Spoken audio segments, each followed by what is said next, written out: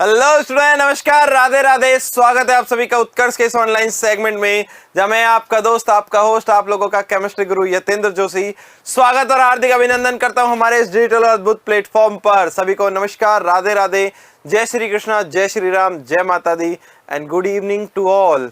चलिए, नमस्कार, स्वागत सभी का। मेरे सखा, आप लोगों को भली भांति याद होगा कि हम लोग कहाँ डिस्कशन कर रहे हैं। हम लोग बात कर रहे हैं रसायन विज्ञान की मूल अवधारणाएं जो है, बेसिक कंसेप्ट ऑफ केमिस्ट्री जो है उस पर। किस पर बात कर रहे हैं हम लोग बात कर रहे हैं बेसिक कंसेप्ट ऑफ केमिस्ट्री की, ठीक है ना। और आप लोगों को अच्छे तरीके से याद होगा क्या कि ये चैप्टर हम लोग खत्म कर चुके हैं, मगर इसके क्वेश्चन आंसर जो है वो हमें अभी भी पढ़ने हैं, ठीक है। जी हाँ, बिल्कुल ठीक है ना। जो इसके क्वेश्चन आंसर हैं वो हमें अभी पढ़ने हैं, ठीक है। ओके, बहुत बढ़िया, बहुत बढ़िया, वेरी गुड। चले बढ़े आगे, ठीक है। तो देखो, आज हम क्या पढ़ने वाले हैं, इसके एनसीईआरटी क्वेश्चंस जो हैं वो पढ़ने वाले हैं। एनसीईआरटी क्वेश्चन आंसर क्लास आज ये पढ़ने वाले हैं हम लोग, ठीक है। क्या पढ़ने वाले हैं? एनसीईआरटी क्वेश्चन आंसर क्लास, ये हम लोग पढ़ने वाले हैं, ठीक है ना। जी हाँ, क्लियर हो गई बात। अब देखो भाई, हाँ, हम लोग क्या करेंगे, क्वेश्चन लिखेंगे फिर उसका आंसर लेंगे, ठीक है। हाँ, क्वेश्चन लिखेंगे फिर उसका आंसर लेंगे, क्लियर है। चलिए, तो भाई सबसे पहला क्वेश्चन क्या दिया हुआ है? सबसे पहला क्वेश्चन हमें ये दिया हुआ है, निम्न का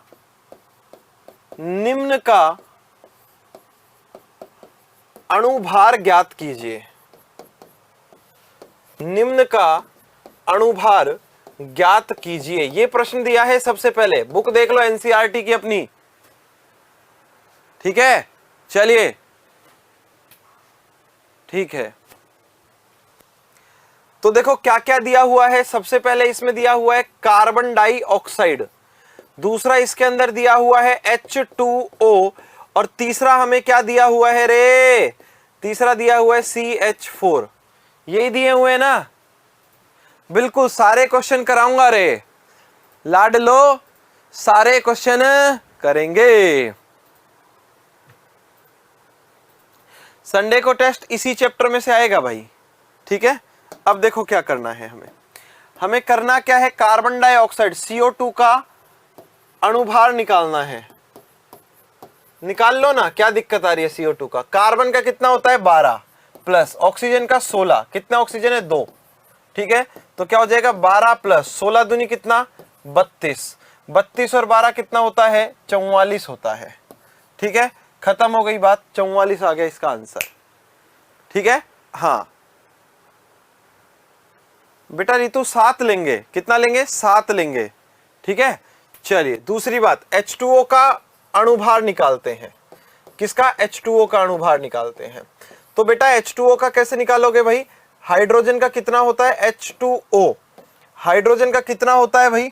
हाइड्रोजन का होता है 1 इंटू कितना कर देंगे 2, और प्लस में ऑक्सीजन का कितना होता है 16, तो टोटल कितना हो जाएगा 18। बात आई मैथेन की, तो मैथेन का भी कैलकुलेट कर देते हैं अभी। कार्बन का कितना होता है 12, एक हाइड्रोजन का होता है 1, 4 हाइड्रोजन मल्टीप्लाई बाई 4, 12 प्लस 4, 12 और 4 कितने हो गए? अरे 12 और 4 कितने हो गए 16, ठीक है ना। हाँ जी लगा लो, कोई बात नहीं, ग्राम लगा दो, कोई टेंशन नहीं है ना, ठीक है, कोई दिक्कत वाली बात नहीं है। हाँ, क्लियर है। चलो फटाफट से नोट कर लो, फिर हम अगला क्वेश्चन करेंगे। क्या? फटाफट से नोट करो, उसके बाद हम अगला क्वेश्चन करेंगे,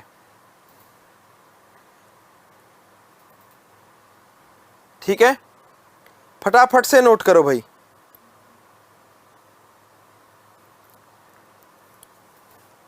हाँ, अरे भाई कोई बात नहीं, देखो यहां AMU लगाओगे तो भी चल जाएगा, ठीक है ना। ग्राम लगाओगे तो भी चल जाएगा, ग्राम एटॉमिक वेट हो जाएगा अगर ग्राम लगा दोगे तो यार। क्या? ग्राम एटॉमिक वेट हो जाएगा अगर ग्राम लगा दोगे तो, AMU से भी चल जाएगा, ठीक है। ग्राम एटॉमिक वेट हो जाएगा, क्लियर हुई बात? चलिए, हो गया? हाँ, चलो आगे देखो भाई, क्वेश्चन नंबर 2 क्या दिया है? क्वेश्चन नंबर 2 दिया है आपके पास सोडियम सल्फेट। क्या दिया है? Sodium sulphate. सल्फेट में उपस्थित सभी तत्वों का प्रतिशत संघटन ज्ञात करो।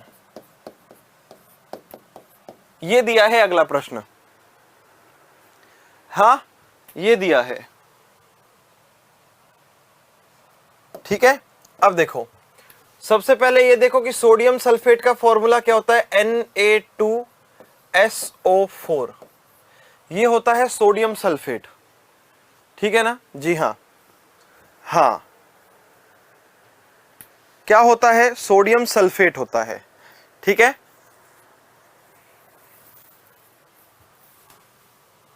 देखो, तो भाई सबसे पहली बात तो हम क्या करेंगे, इसका अणुभार निकालेंगे। अब हम देखो क्या है, सोडियम का होता है 23, ठीक है, सल्फर का होता है 32 और ऑक्सीजन का है हमारे पास कितना? 16, मगर ऑक्सीजन कितने हैं? 4, तो 16 चौक कितना हो गया? 64।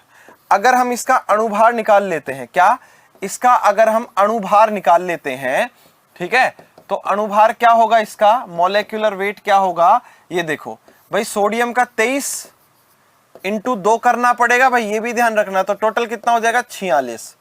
23 इंटू 2 प्लस में सल्फर का कितना? 32, प्लस में ऑक्सीजन का कितना? 16 गुणा 4, यही है। तो देखो 23 दूनी 46 प्लस 32 प्लस 16 चौक 64, 16 चौक 64 होते हैं ना, ठीक है, 16 चौक कितने होते हैं? 64। अब क्या हो जाएगा? 4 और 2 6 और 6 12 का 2 का हासिल कितनी आएगी? 1 आएगी, ठीक है। जी हाँ, क्या हासिल आएगी? 1, ठीक है। ये देखो, उसके बाद दूसरी चीज हासिल कितनी आई? 1, 6 और 1 7 और 3 10, 10 और 4 14, 112 हो जाएगा। AMU में ले लेना या ग्राम में ले लेना, कोई प्रॉब्लम नहीं है। अब हमें क्या करना है, सोडियम सल्फेट के अंदर कितना परसेंट संघटन है, कितना प्रतिशत संघटन है, किसका मेरे सखा? सोडियम का, ये निकालते हैं, ठीक है। Na2SO4 में Na का प्रतिशत संघटन, प्रतिशत संघटन, Na का प्रतिशत संघटन कितना है? देखो कितना ग्राम है Na? 46 ग्राम है ना Na, ठीक है भाई। कितना आ रहा है? कुछ लोग कह रहे हैं कि सर 142 आ रहा है, कह रहे हैं 142 आ रहा है। 142 ही आ रहा है क्या? अच्छा 14 होगा ना भाई, ये कितना होगा? 14 होगा, है ना, 11 नहीं 14, तो 142 ही आएगा। सही है भाई, सही है, ठीक है। कितना है भाई इसमें, ये भी ध्यान देना, कितना है? 46 ग्राम है आपके पास सोडियम, कितने में? 142 में, और गुणा में कितना कर दोगे? 100 कर दोगे। कितना कर दोगे? 100 कर दोगे, ठीक है। अब देखो क्या करते हैं, ठीक, 2 से कैंसिल करें इसको, 2 से काटते तो 71 आ गया ये, और ये आ गया हमारे पास कितना? फटाफट से बता दो कितना आ गया? 23 आ गया, ठीक है। 71 कैंसिल होता है किसी से? 19 दूनी 38, 19 30, अच्छा 71 तो किसी भी पहाड़े में नहीं आता ना भाई, है ना। 13 पंजे 65 होता है, हाँ 71 किसी पहाड़े में नहीं आता। तो हम क्या करते हैं, भाग दे देते हैं, कितने में? 23 में, कितने का? 71 का, पॉइंट 230 हो जाएगा। कितना हो जाएगा? 230 हो जाएगा, ठीक है। 71 से भाग देंगे तो कितनी बार जाएगा? 3 बार, हाँ 3 एकम 3 और 3 सत्ते 21, ये बचेगा 7, और यहां से हमारे पास 2 में से भाई 3 कितना हो गया? यहाँ हो गया 1 में से 1 गया 7, फिर ये 0, तो 2 बार, और मल्टीप्लाई करेंगे उसके साथ, तो भाई ये हो जाएगा आपके पास कितना? 2 और 3 दूनी कितना? 7 दूनी 14, यही होगा ना भाई, ठीक है। 7 दूनी कितना होगा, 14 हो जाएगा। अब देखो भाई कितना बचेगा, यहां से बचा हमारे पास कितना, 10 में से 2 गया तो 8 बच गया, और यहां हो गया 6, 6 में से 4 गया तो 2 बच गया। अब इसके पीछे फिर 0 लगा देंगे और फिर जाएगा 3 बार, कितनी बार, 3 बार, ठीक है। फिर आपके पास फिर 3 बार से 213 आ जाएगा, कितना आ जाएगा, 213 आ जाएगा। फिर से इसमें कितना बच गया, 7, इधर से बचा 6, 67, 0, फिर चला जाएगा 9 बार। तो अब इसका गुणा जो आया है ना, अब देखो बाकी सब मैं हटा रहा हूं, बाकी सब क्या कर रहा हूं मैं, हटा रहा हूं, भाग हटा दिया मैंने। आपके पास कितना आया, 0.3239। इसका गुणा कितने से करेंगे, इसका गुणा करेंगे हम 100 से, कितने से, 100 से, ठीक है। कितने से करेंगे, 100 से करेंगे, और 100 से जैसे इसका मल्टीप्लाई करेंगे तो ये कितना हो जाएगा, 32.39%। बस खत्म करते हैं। 32 पॉइंट कितना, 39% जो है वो आपके पास आंसर आ जाएगा, ठीक है ना। 32.39% इसका करेक्ट आंसर आएगा। चलिए आगे बढ़े। ये तो किसका निकाल दिया, सोडियम का। अब ये कह रहे हैं कि सल्फर का निकालना है, किसका, सल्फर का। तो देखो भाई Na2SO4 में सल्फर का प्रतिशत संघटन कितना है, सल्फर का प्रतिशत संघटन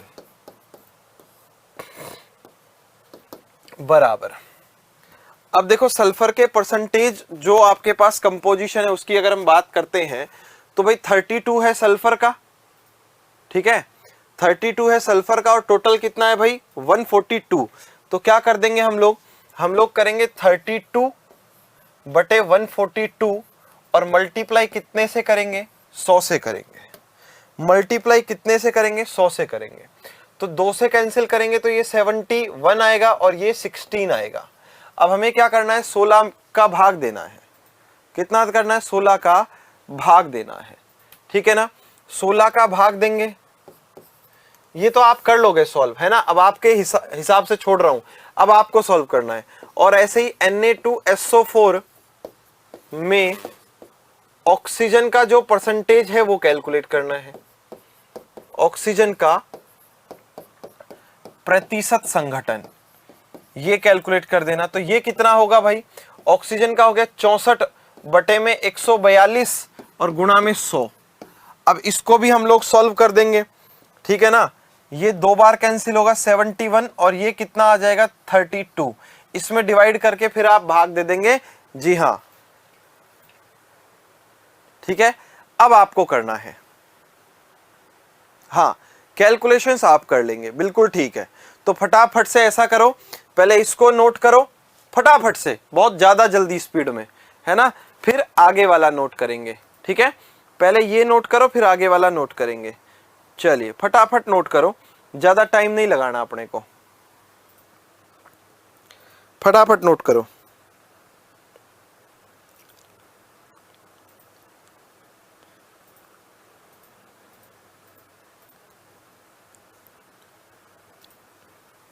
ठीक है, हाँ कर लिया होगा, ओके कर लेना कैलकुलेशंस। हाँ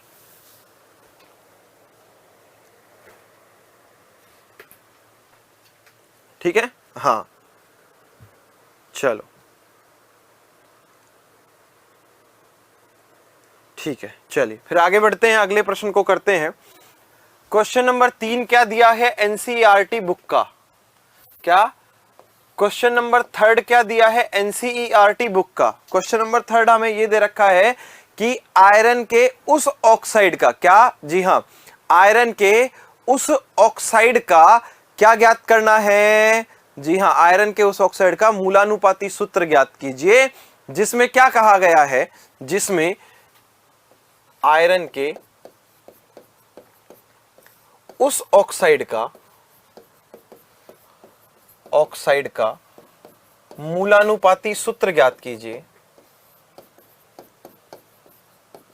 मूलानुपाती सूत्र ज्ञात कीजिए, सूत्र ज्ञात कीजिए, किसका, हाँ कीजिए जिसमें 69.9% आयरन व 30.1% ऑक्सीजन हो। क्या हो? ऑक्सीजन हो। ठीक है। अब देखो कुछ स्टूडेंट को पिछले क्वेश्चन में प्रॉब्लम आ रही है, ये कह रहे हैं कि सर ऑक्सीजन का आपने यहां पर 64 कैसे लिखा? अरे बेटा आप खुद देखो, क्या कितने एक ऑक्सीजन का 16 होता है, टोटल ऑक्सीजन कितने हैं? 4, तो 16 चौक 64 होते हैं ना यार, ऐसे करना पड़ेगा ना। ठीक है, आसान चीज है भाई, टफ मत समझो इनको। चलो प्रश्न में क्या दिया है? आयरन के ऑक्साइड का मूलानुपाती सूत्र ज्ञात कीजिए जिसमें 69.9% आयरन हो और 30.1% कितना? 30.1% क्या दिया हुआ हो? हाँ ठीक है, 30.1% क्या दिया है?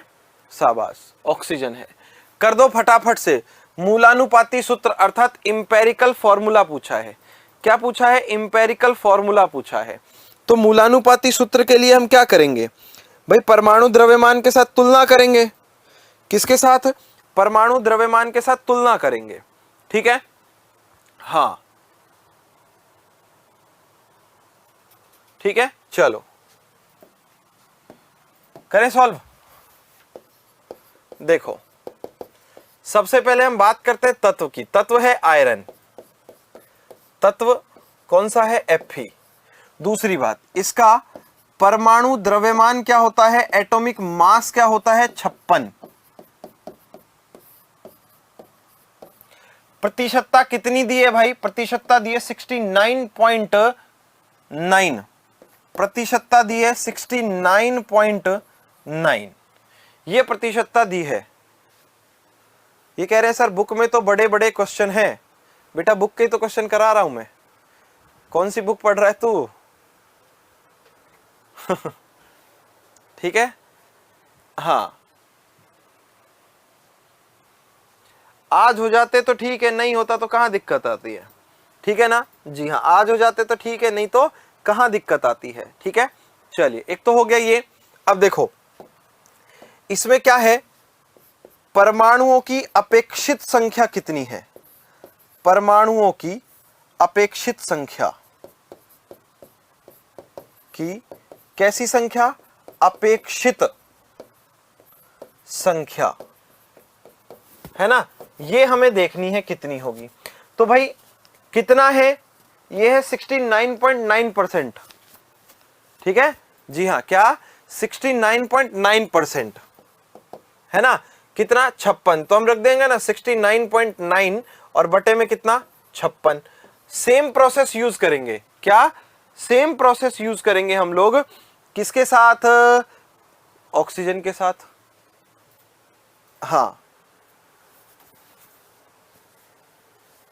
ठीक है, चलिए दूसरा है हमारे पास। देखो तत्व, तत्व क्या है? ऑक्सीजन। कहा ना ऑक्साइड, तो ऑक्साइड तो किसका बनेगा? ऑक्सीजन का। दूसरी बात, इसका परमाणु द्रव्यमान कितना होता है? 16 है ना। परमाणु द्रव्यमान कितना होता है सखा? 16। ठीक है, हाँ कोई बात नहीं, कोई बात नहीं, कोई बात नहीं पवन भाई, कोई बात नहीं। उसके बाद परसेंटेज कितना है भाई इसका? परसेंटेज है 30.1%, 30.1%।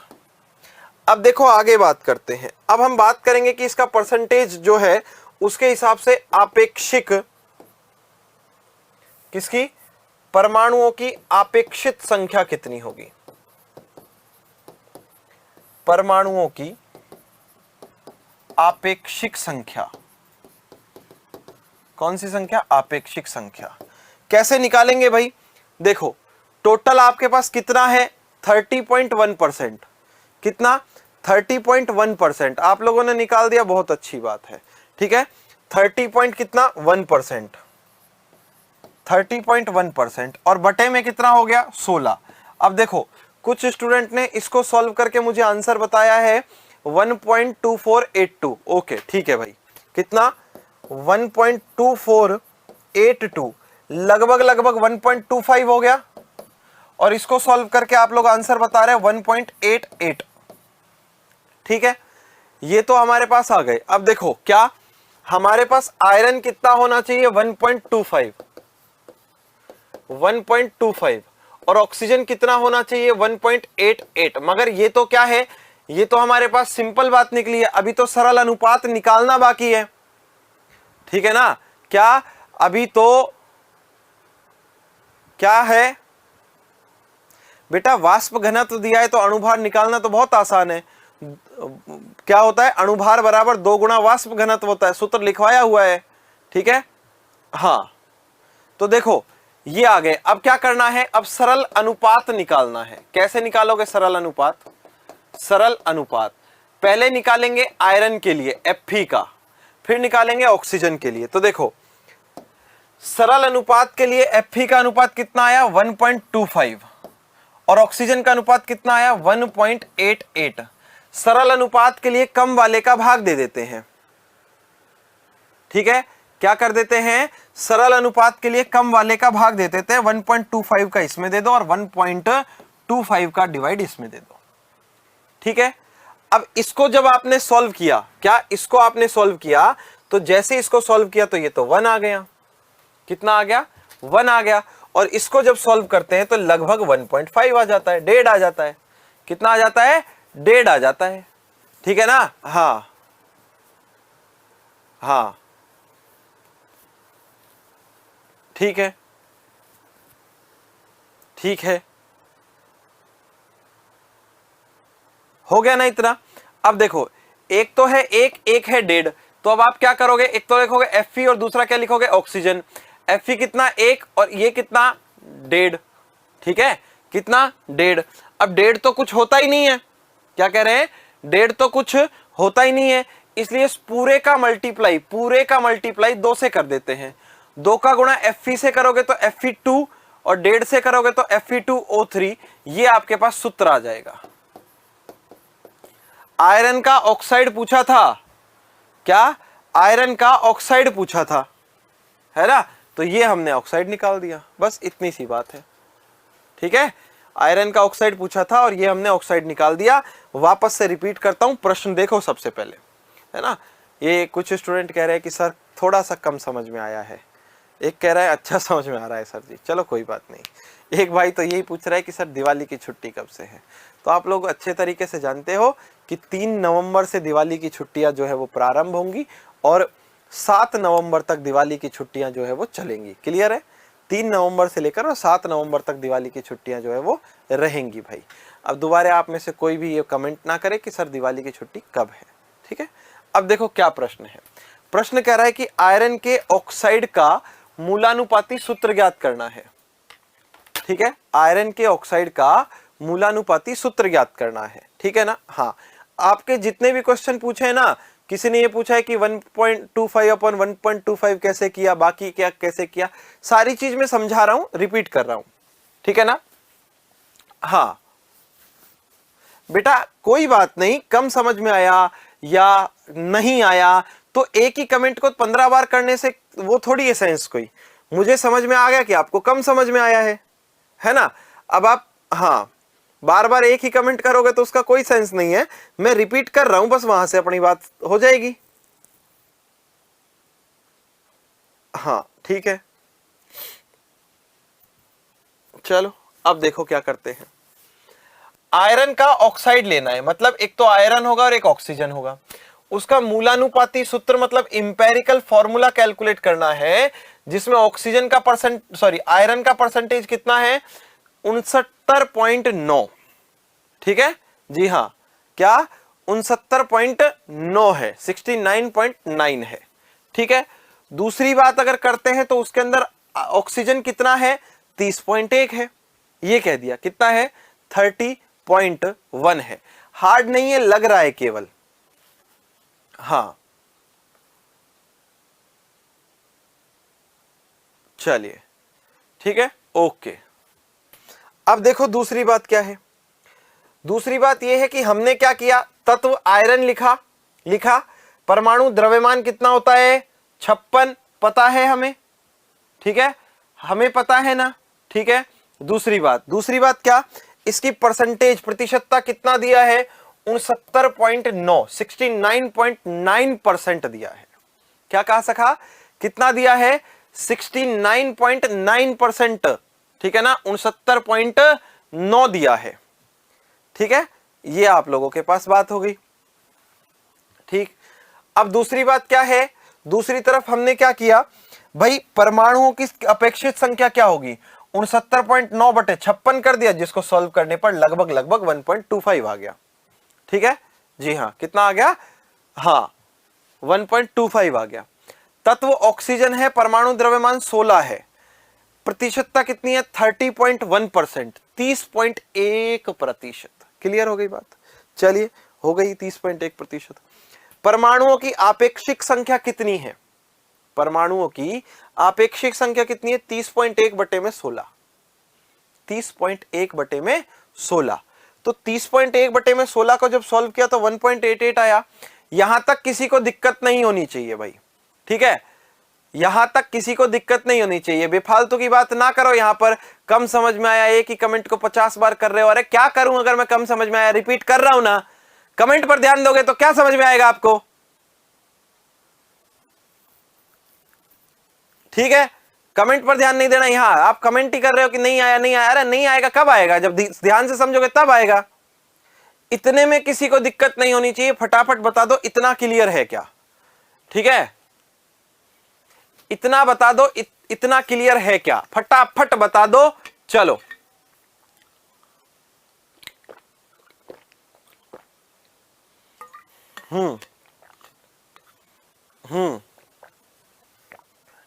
ठीक है, आ गया, क्रिस्टल क्लियर है, ओके। चलो ये कह रहे 16 कौन है, परमाणु द्रव्यमान है ऑक्सीजन का, हाँ ये अच्छा आया है, ठीक है। हाँ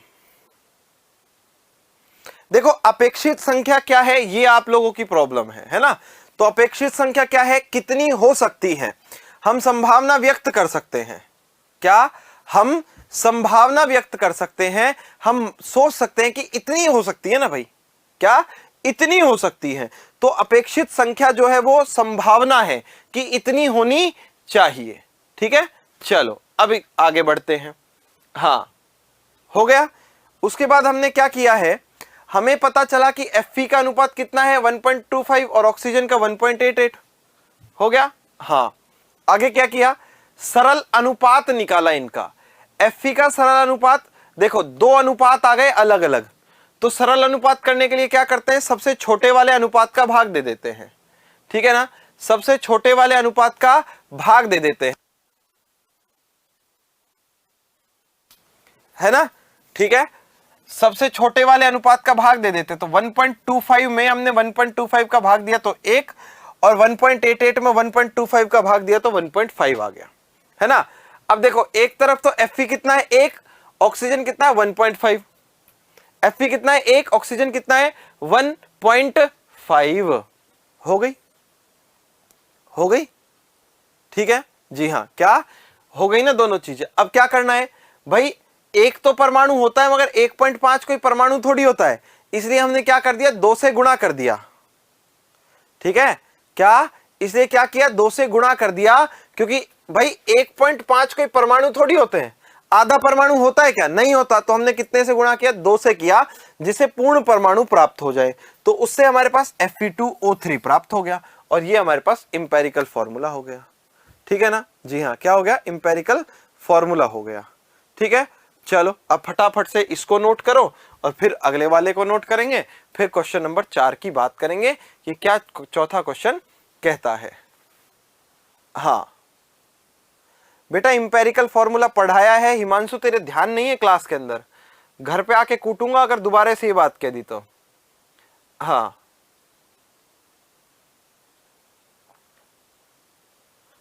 चलो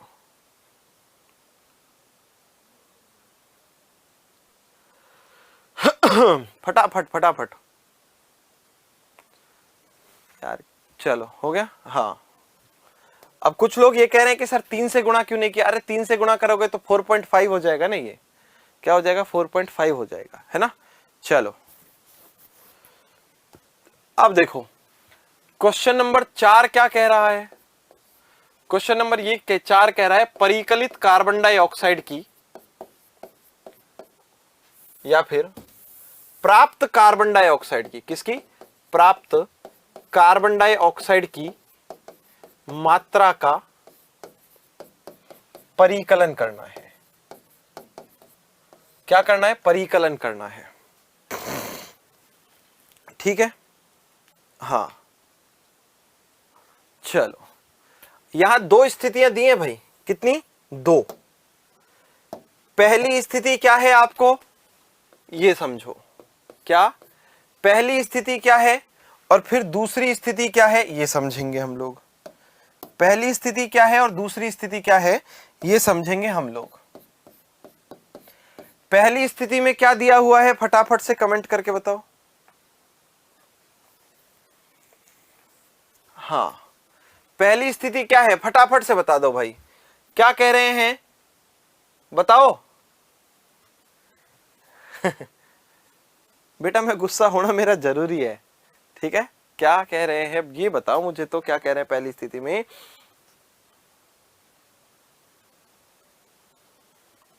अच्छा हाँ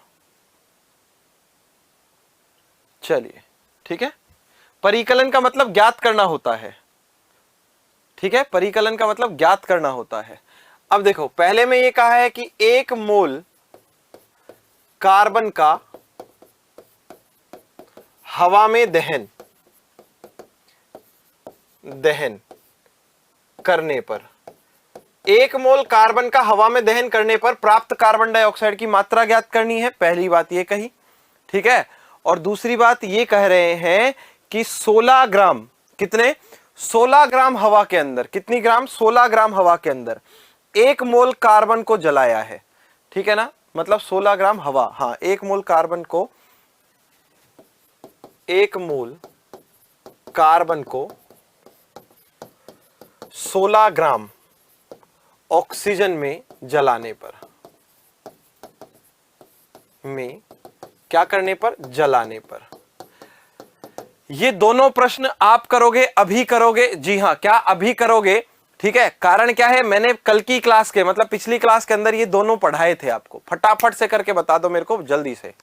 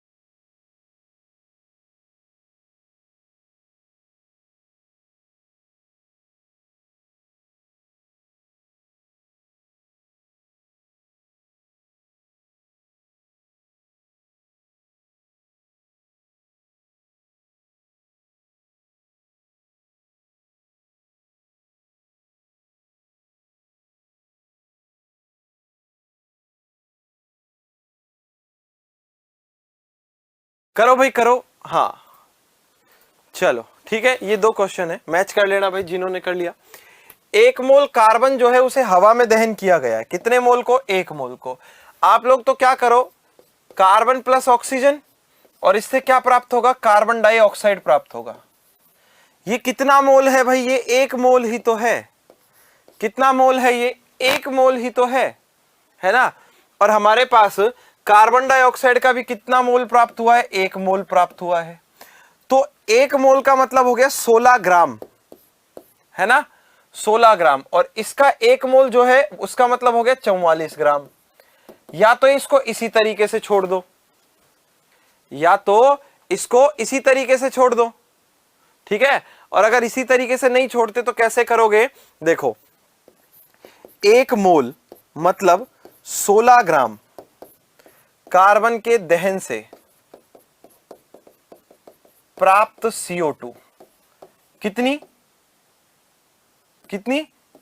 44 ग्राम। खत्म बात, करना ही नहीं है कुछ, एक लाइन में आंसर आ गया, बस यही हो जाएगा। ठीक है। दूसरा क्या कह रहा है, 1 मोल कार्बन को 16 ग्राम ऑक्सीजन में जलाते हैं। तो अब यहां स्थिति देखनी पड़ेगी, क्या भाई, कार्बन प्लस ऑक्सीजन, और प्राप्त क्या हुआ सखा, क्या प्राप्त हुआ भाई? हाँ, ये लो भाई, राहुल कह रहे हैं, राहुल बजरोलिया हैं, ये कह रहे हैं कि सर चैप्टर एंड कब होगा? भाई चैप्टर हम खत्म कर चुके हैं, एनसीईआरटी बुक के क्वेश्चन कर रहे हैं। सोया मत करो यार, जागा करो, तभी तो मजे आएंगे ना। जागते नहीं हो यार तुम। अब देखो ये कितना है, 1 मोल है ना, ये कितना ग्राम है, 12 ग्राम। अच्छा भाई, यहां कह रहे हैं कार्बन के 1 मोल को, अच्छा भाई 12 है ये, 16 नहीं है, इसका भी ध्यान देना, 12 ग्राम है ये, 16 नहीं है, है ना। तो ये कितना है, 12 ग्राम। ठीक है, कितने ग्राम ऑक्सीजन ले रखे हैं? अब यहां से देखो ये कितना मोल है, 1 मोल ही है, ये कितना, 1 मोल है, मगर कितना है भाई, 1 ऑक्सीजन का 16 होता है, मल्टीप्लाई विद 2, तो कितने ग्राम हो गए, 32 ग्राम हो गए। ठीक है, और प्राप्त कार्बन डाइऑक्साइड कितनी है, प्राप्त कार्बन डाइऑक्साइड कितनी है, प्राप्त कार्बन डाइऑक्साइड होगी 12 प्लस 16 गुणा में 2, 16 दूनी 32 और 12 44 ग्राम। कितना, 44 ग्राम। ठीक है, चलिए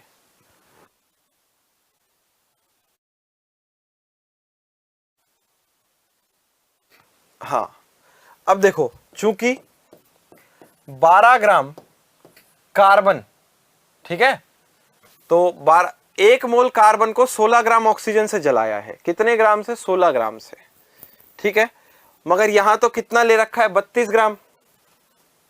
ठीक है, यहां पर कितना लिया है, 32 ग्राम।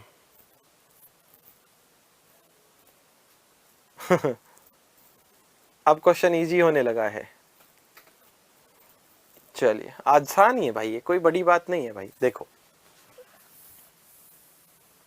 क्या है, सुनिएगा, कितने ग्राम से, 32 ग्राम O2 से 1 मोल कार्बन का दहन पर प्राप्त CO2, कितनी CO2 प्राप्त हो रही है, 44 ग्राम। सही है। अगर हम लोग कितने से करवा दें, अगर हम लोग 1 ग्राम से करवाते तो कितनी होती, 44/32, यही होती ना। और अगर हमें कितने से करवाना है, 16 ग्राम से कराना है, कितने से, 16 ग्राम से कराना है, तो क्या करोगे, 44/32 और गुणा में कितना, 16, गुणा में कितना, 16, 16 एकम 16 और 16 दूनी 32, 2 और ये कितना आ गया, 22 ग्राम आ गया। कितनी कार्बन डाइऑक्साइड प्राप्त होगी, 22 ग्राम प्राप्त होगी। खत्म हो गई बात। ये कह रहे C+O मतलब CO, अरे भाई C+O नहीं होगा, C+O2 होगा। ठीक है ना, दहन करा रहे हैं, उसने कभी भी ये नहीं कहा कि अपूर्ण दहन है, दहन जो है वो पूरा है। ठीक है, नोट करो, फिर अगले प्रश्न की तरफ चलेंगे, क्वेश्चन नंबर 5 करेंगे।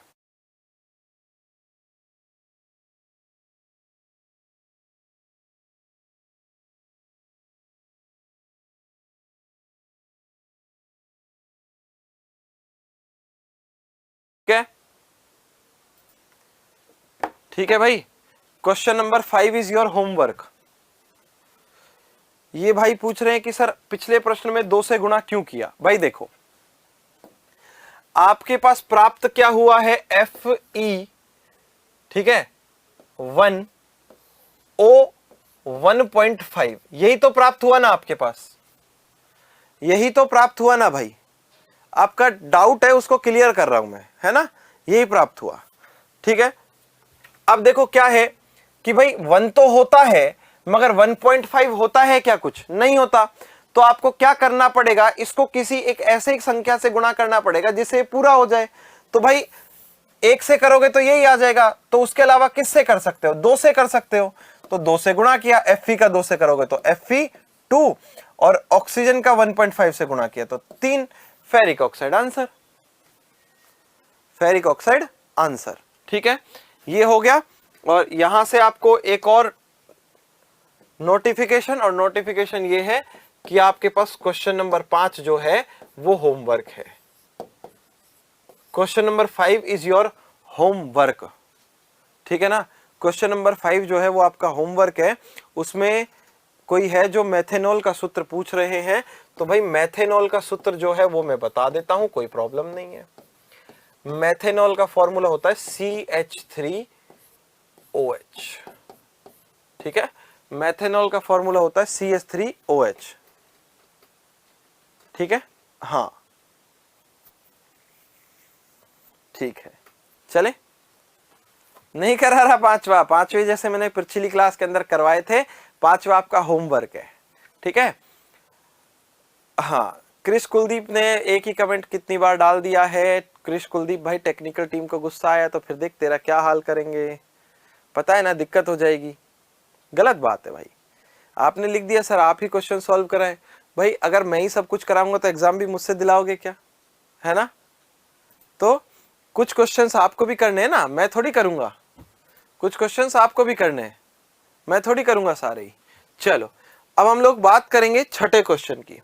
और छठे क्वेश्चन में नाइट्रिक एसिड के बारे में दिया हुआ है। किसके बारे में? नाइट्रिक एसिड के बारे में। ठीक है, ठीक है, चलिए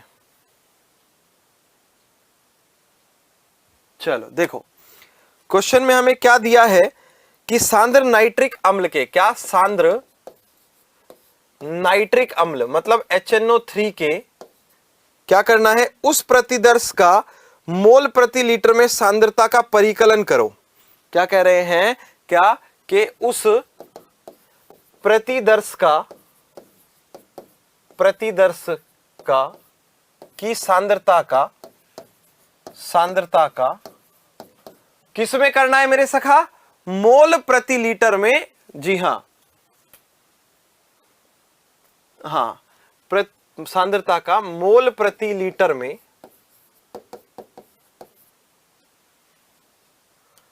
परिकलन करो। परिकलन का अर्थ होता है ज्ञात करना। क्या करना, ज्ञात करना।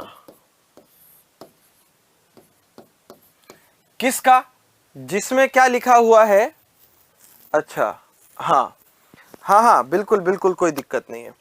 जिसमें क्या है, जिसमें उसका द्रव्यमान 69% हो, है ना, जिसमें उसका द्रव्यमान कितना है, 69% है। द्रव्यमान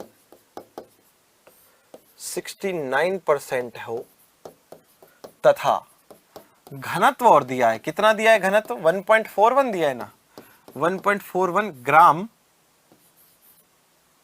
ml इनवर्स हो, ये दिया है। ठीक है ना, हाँ ठीक है, चलो करें। तो सबसे पहली बात तो आप लोग ये देखो, क्वेश्चन का सॉल्यूशन क्या होगा, क्या सॉल्यूशन क्या होगा। पहले तो इधर ये देख लो भाई, घनत्व बराबर क्या होता है, द्रव्यमान बटे आयतन। घनत्व बराबर क्या होता है, द्रव्यमान बटे आयतन, यही होता है ना। ठीक है, हाँ चलिए, हाँ। और दूसरा देखो, घनत्व की वैल्यू क्या है, 1.41। द्रव्यमान नहीं पता, द्रव्यमान नहीं पता ना। आयतन कितना लोगे, ml में दिया है मेरे सखा। किस में दिया है, ml में दिया है, तो उसके हिसाब से ले लेंगे, है ना। तो हमें पहले आयतन जो है, मतलब द्रव्यमान जो है, वो कैलकुलेट करना होगा ना। क्या,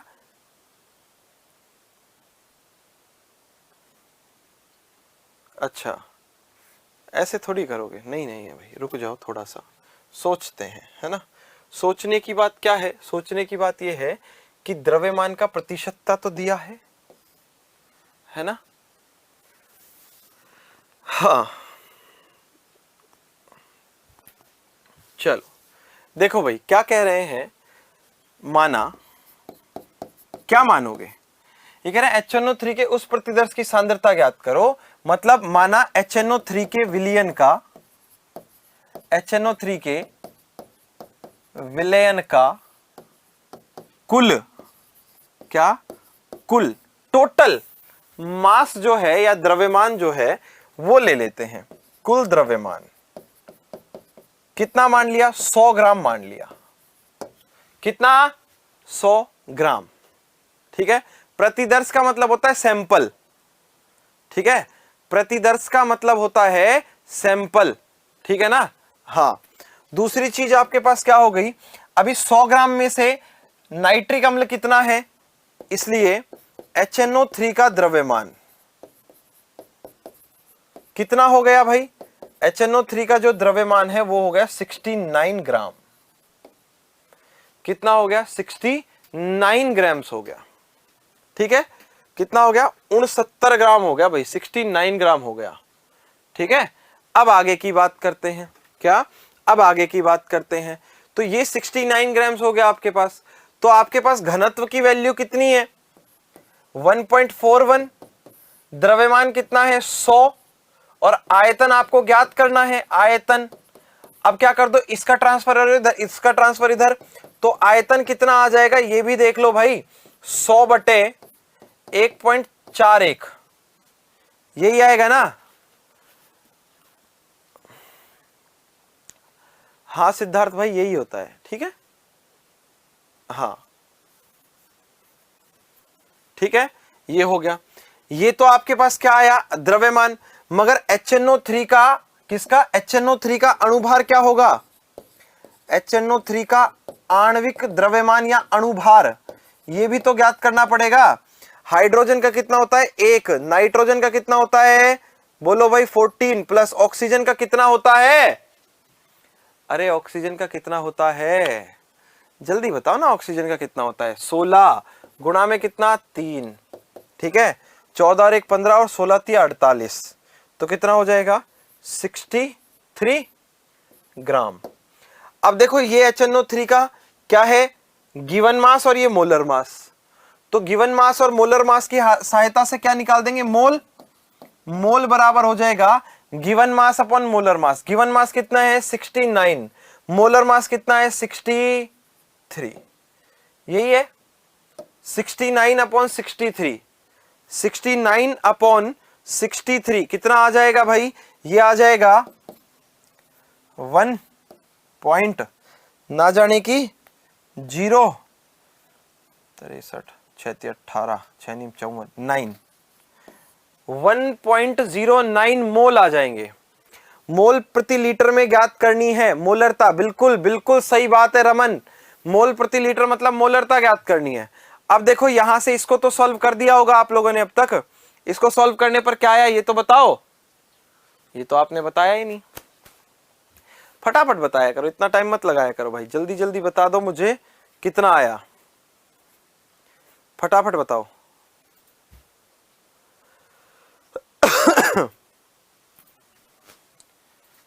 सौ कहां से आया बेटा, देख भाई, माना ना कुल विलयन का कुल द्रव्यमान 100 मान लिया। अब कोई ये सोचेगा कि सर आपने 100 ही क्यों माना, 1000 भी तो मान सकते थे, 1000 भी तो मान सकते थे, आप 10,000 भी तो मान सकते थे। मगर भाई मैंने 100 क्यों माना, क्योंकि यहां देखो परसेंटेज दिया है, कितना दिया, परसेंटेज दिया है। ठीक है ना, तो प्रतिशतता 100 पर ही ज्ञात होती है। ठीक है, हाँ, और इसने क्या कहा है, इसका कैलकुलेट कर दिया 70.92 ml, कितना 70.92 ml आप लोगों ने इसका ज्ञात कर दिया, बिल्कुल सही है। अब क्या करना है, अब हमें सांद्रता ज्ञात करनी है, वो भी मोल प्रति लीटर में। तो सांद्रता का फॉर्मूला क्या हो जाएगा, मोल्स, तो मोल्स कितने 1.09, ठीक है ना। आयतन कितना है 70.92, और आयतन ml में है, इसलिए क्या हो जाएगा भाई, इसलिए क्या हो जाएगा, गुणा में 1000, कितना, गुणा में 1000।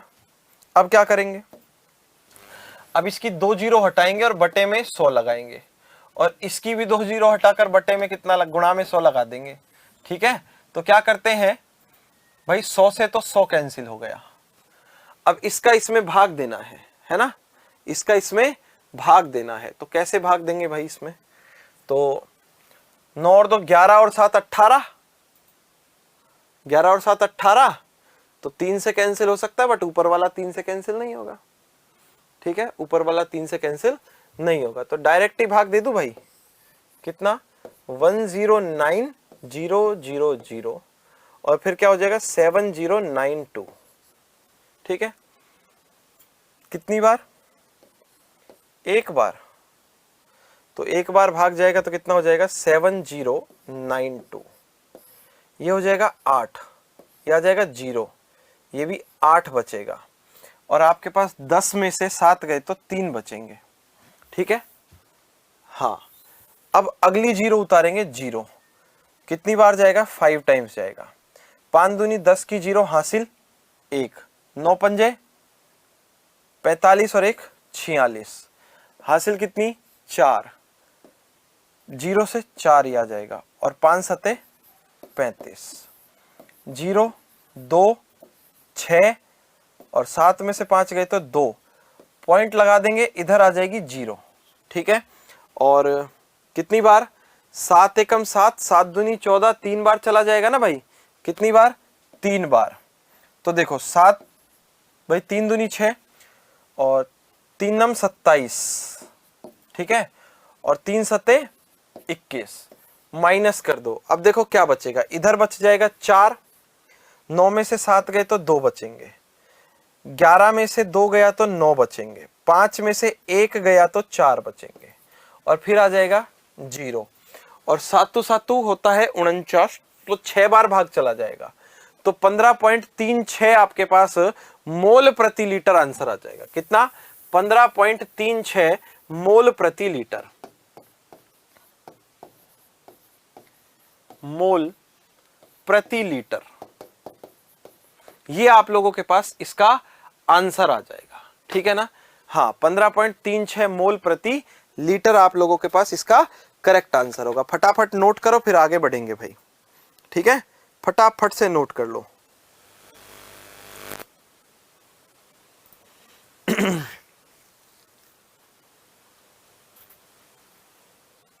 चलो, हाँ, आगे लेके जाओ तो ठीक है, नहीं कोई दिक्कत नहीं है। अगला प्रश्न करते हैं। अगला प्रश्न ये कह रहा है कि 100 ग्राम कॉपर सल्फेट से कितना कॉपर प्राप्त किया जा सकता है। क्वेश्चन नंबर 7 ये कहता है 100 ग्राम CuSO4 से कितना कॉपर प्राप्त हो सकता है। ठीक है, अब देखो, कॉपर का मास होता है 63.5, ठीक है, सल्फर का हमारे पास कितना होता है 32, और ऑक्सीजन का कितना होता है 16, और कितने ऑक्सीजन है 4, तो 16 चौक कितने हो गए 64। तो हम क्या करते हैं, CuSO4 का, ठीक है, क्या, CuSO4, ठीक है ना, और CuSO4 जो है उसके बारे में जब हम बात करते हैं तो CuSO4 का अणुभार निकालते हैं, अणुभार। तो कितना हो जाएगा CuSO4 का अणुभार, इसका हो गया 63.5 प्लस इसका हो गया 32 प्लस 16 चौक कितना हो गया 64, ठीक है, 0.5, 4 और 2 6 और 3 9, ठीक है, बचा कुछ नहीं, 6 और 3 9 और 6, 9 और 6 कितने हो गए 15, 159.5, वो भी क्या होगा, यू लिखो या AMU लिखो या ग्राम लिख दो, कोई दिक्कत नहीं, बिल्कुल सही निकाला, 159.5 आया है। अब देखो क्या, सबसे पहली बात यह है कि चूंकि 159.5 ग्राम, ये ग्राम में ले लिया मैंने, ठीक है, CuSO4 से प्राप्त कॉपर, ठीक है, इससे प्राप्त जो कॉपर है आपके पास उसकी मात्रा कितनी है भाई 63.5, कितनी है 63.5 ग्राम, इतना ही प्राप्त होगा भाई, क्लियर है, इतना ही प्राप्त होगा। दूसरी बात, दूसरी बात यह है कि अगर 1 ग्राम से प्राप्त करोगे तो कितना होगा 63.5 और बटे में कितना हो जाएगा 159.5। और हमें कितने ग्राम से प्राप्त करना है 100 ग्राम से, 100 ग्राम से। तो 100 ग्राम से प्राप्त किया तो 63.5 बटे में 159.5, ठीक है, और गुणा में कितना 100। अब देखो क्या करते हैं, अब करते ये हैं कि ये पॉइंट हटाते हैं तो बटे में कितना 10 और ये पॉइंट हटाते हैं तो गुणा में कितना 10, तो 10 से तो 10 कट गया, ठीक है। 5 से काटते हैं, कितने से काटते हैं 5 से काटते हैं। तो 5 से काटेंगे तो 5 एकम 5 बचा 1, 13 हो गया, 5 दूनी 10 बचा 3 और 35 हो गया, 5 सत्ते 35, 127 आ गया। फिर 5 से काटते हैं इसको, ठीक है ना। तो इसको 5 से काटते हैं हम लोग तो आपके पास कितना हो जाएगा भाई, ये हो जाएगा 3 बार, 1 बार बचे 4 और ये 9 बार, 319। तो अब हम लोग भाग दे देंगे 127 में 319 का, क्या 127 कितने का 319 का भाग दे देंगे, हाँ 319 का भाग दे देंगे। तो देखो सबसे पहली बात जा रहा है नहीं जा रहा, पॉइंट लगाया 0, ठीक है। 3 चौक 12, अब देखो 19 चौक 76 और 3 चौक 12, ज्यादा हो गया क्या, ज्यादा हो गया भाई, है ना। तो 3 बार ही जाएगा। अब कितनी बार जाएगा 3 बार जाएगा, 3 19 57 और 9, यहां से बचा 3, यहां से बचा 1 और 12 में से ये तो 313 बचे, फिर यहां लगा दिया 0, ठीक है, और ये 390, तो इसका मतलब 9 बार चला जाएगा। तो देखो 9 9 81 का 1 का कितना 1 का, ठीक है। हासिल कितना आ गया आप लोगों के पास 8, 9 एकम 9 और 8 17, हासिल फिर से कितनी आ गई 1, ठीक है। 9 तिया 27 और 1 कितना हो गया 28। यहां से आपके पास कितना बचा, 10 में से 1 गया 9, यहां से 12, 12 में 7 गया तो 5, ठीक है। यहां हो गए 10, 10 में से 8 गया तो 2, ठीक है, फिर लग जाएगा 0। और 25 में अगर दोगे तो 8 बार चला जाएगा, कितने बार चला जाएगा 8 बार चला जाएगा, ठीक है। फिर 8 बार करोगे तो 8 नाम 72 का 2 का हासिल कितनी 7, 8 एकम 8 और 7 15 का 5 का हासिल 1, ठीक है ना।